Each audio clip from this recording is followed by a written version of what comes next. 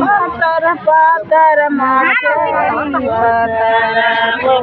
काटा जी पातर पातर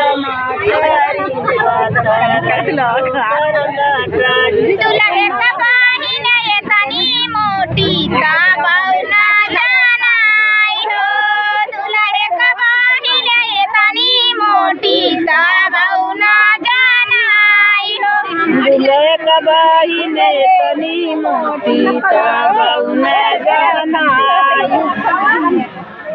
अरे सबके मारे अगले बगले का बौना जनाई हो सबके मारे अगले बगले का बौना जनाई हो जब माराई ढोड़िया के नीचे का बौना जनाई हो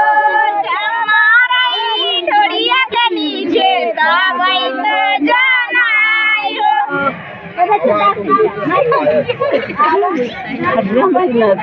लाज लगत रही है।